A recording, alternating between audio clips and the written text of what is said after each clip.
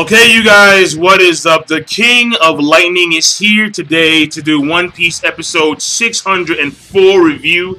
That is 6, that is incoming! 4 review of One Piece.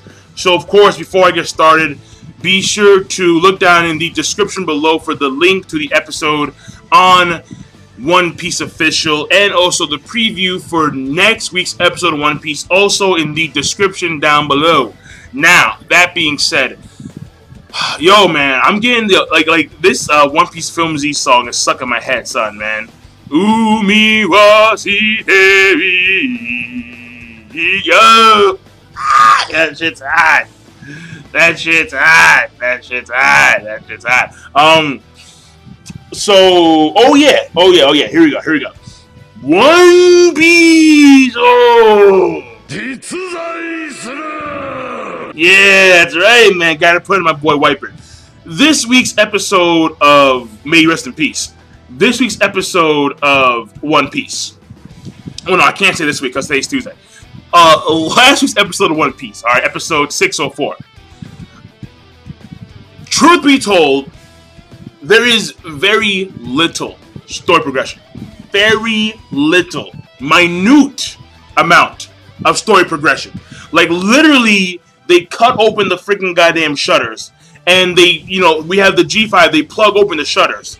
Then there's dialogue, exposition. A lot of it is just, like, for example, it's Tashigi talking to Smoker about how Virgo's really strong. And also Smoker telling the G5 Marines to go and find the kids. And how we have the G5, and how Tashigi's going to lead the G5 Marines to the kids and find the kids so they can go to the R section of the laboratory, because like there are different sections, and like there's A, where they are right now, there's B, there's C, and like there's a middle one in between B and C. It's called R, and that R section actually has a path, and that path leads directly to the C, where you can bypass all of the Shido Kuni that is on the ice side of the island. And I mean, and by the way, like there was actually like a nice visual of where we see the Shino Kuni, and it's like hovering over some of the mountains, and like underneath some of the mountains, and just knowing that Aokiji did all that shit, I'm like, fuck, like this guy is ridiculous. Like Aokiji, fuck, all right. And he fucking lost. God damn. And he did all this shit. He made an ice mountain range within the course of 10 days.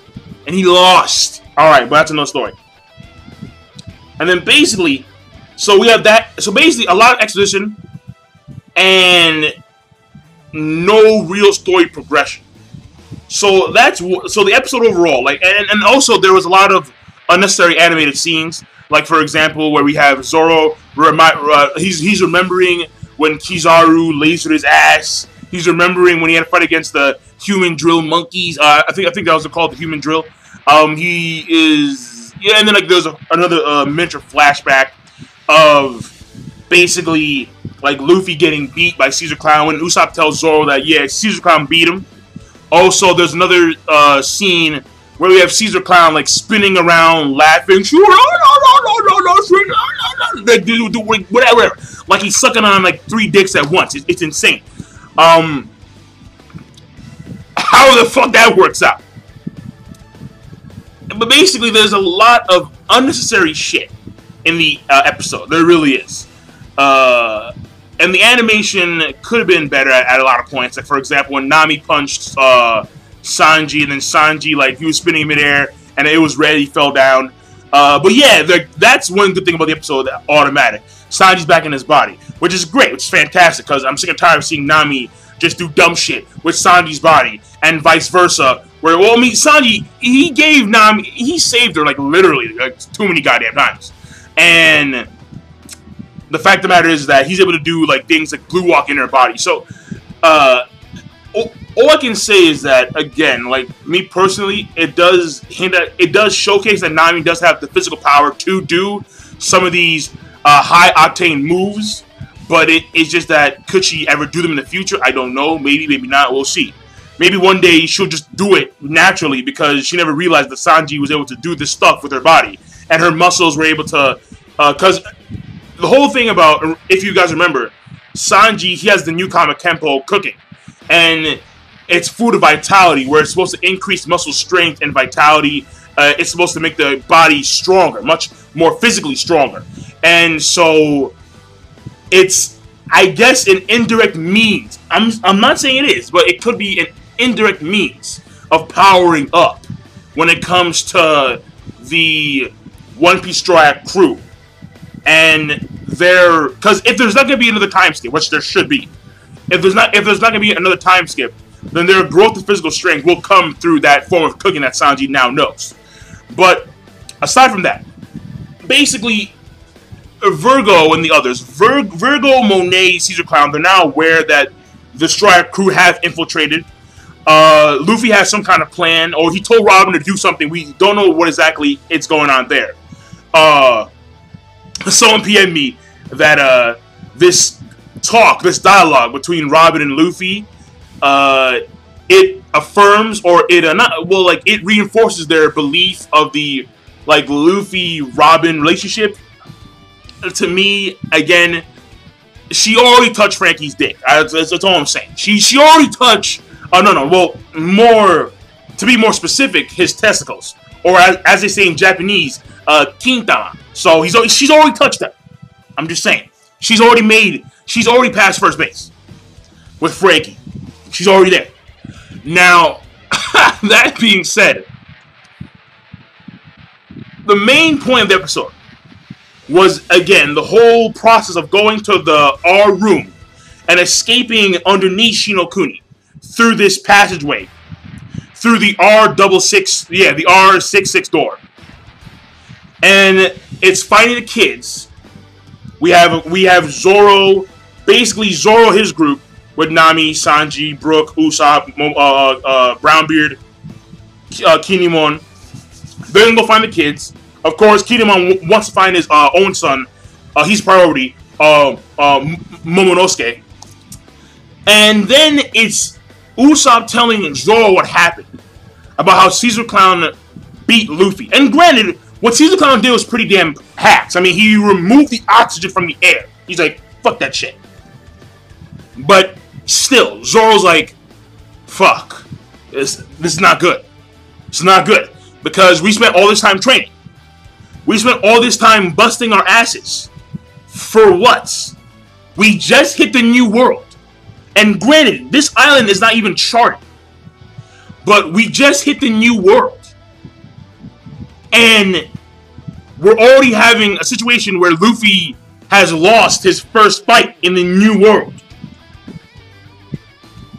If you want to count the dragon, then fine, go ahead. But that was like a team thing, and then they ate the dragon, right? They ate Igneo. But basically, when it comes to a one-on-one battle, Luffy versus Caesar Clown. Caesar Clown, not a powerful guy at all, by no means. He's a scientist. He has a pretty hacks ability, but overall his combat ability is it's like not that impressive at all. He's not powerful. But even still, he beat Luffy by catching him off guard. Like Luffy, he punked Caesar Clown. He outran the explosion. He tagged him, beat him, and he pinned him down. And he thought that he had Caesar Clown beat. All of a sudden, he's suffocated, and he's done. Caesar Clown beats him. So he technically lost his first fight in the new world. And that's not a good sign. So Zoro was impressed when he knocked out 50,000 fishmen. But now it's like, fuck. We're here in the new world, the strongest ocean, the most chaotic ocean, home of the Yonko, and you're losing your first fight against a fucking scientist. Not good. So he is telling Luffy, like, yo, this is the new world, stay on guard. And even Zoro himself remembers when they got knocked out by the Yeti Cool brothers. It's embarrassing. They spent 2 years of training. They were fucking up fishmen last arc. They were ready to fucking go. They were like, yeah, you feel me, brother? They were ready to go. Like they were like Mike Tyson on steroids. Oh, he wasn't. Another story. You know, like they were like Mike Tyson, like, yeah, let's go. All of a sudden, Yeti Cool Brothers, sleep. Caesar Clown, sleep. Not good. It's not good. It's not good. So, basically, as they're having this fight with the G5, I mean, even though Smoker said G5, go find the kids, they're still pissed at Zoro and Kinemon for cutting down the shutters. And they somehow know Brownbeard's name. Fuck it. The thing about it is that now Luffy has to realize that you can't fuck around that much anymore, because in this ocean, if you fuck around, if you are off guard for a second, it could cost you your life, literally. Like, had not Zoro remained awake when they were falling down, when the Yeti Kubo was trapped them, and they were falling down on this bed of icicles, had not Zoro remained conscious and actually cut that plateau with icicles on it, you know, like, they would have died. And Zoro understands the gravity of that. I mean, think about it. Zoro, he lost to Kizaru. His entire crew got beat down. They all got separated by Kuma. Furthermore, Zoro has to grovel in front of Mihawk. He has to embarrass himself to put his friend's goal in front of his own goal, just to learn from Mihawk. And that's the assumption. And to have and to suffer all this, to do all this, just to lose in the first stage of the new world? Fuck no.